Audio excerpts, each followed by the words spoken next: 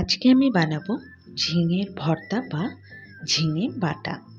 তো প্রথমেই আমি একটা মিক্সার গ্রাইন্ডারে ঝিঙেগুলোকে টুকরো টুকরো করে কেটে নিলাম এবং এতে 2 থেকে 3টে আমি কাঁচা লঙ্কা দিয়ে দিলাম। এবারে আমি 3 থেকে 4টের মতো রসুন কোয়াও দিলাম, দিয়ে ঝিঙেটাকে ভালো করে বেটে নেব। আচ্ছা, এবারে আমি একটা প্যানে তেল গরম করে তাতে সামান্য একটু কালো জিরে ফোড়ন দিয়ে 2টো শুকনো লঙ্কা ভেজে নিয়ে নিচ্ছি। আচ্ছা, শুকনো লঙ্কাগুলোকে আমি এখন একটা পাত্রে তুলে রেখে দিলাম।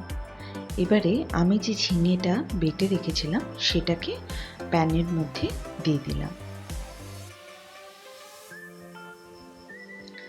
ঝিঙেটা কিন্তু ভালো করে বেটে এটাতে সামান্য একটু লবণ অ্যাড করছি, তোমরা কিন্তু তোমাদের মতো করে অ্যাড করো, আর সামান্য একটু চিনি অ্যাড করছি।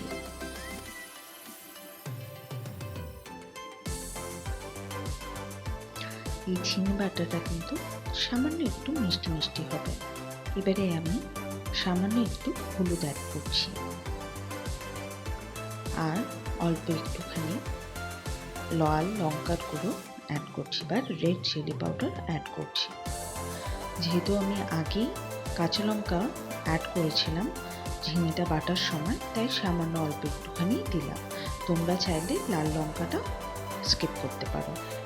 আচ্ছা, এবারে আমি যে শুকনো লঙ্কাগুলো ভেজে রেখেছিলাম সেইগুলোকে আমি সামান্য একটু ভেঙে নিয়ে এই ঝিঙেটার মধ্যে দিয়ে দেব।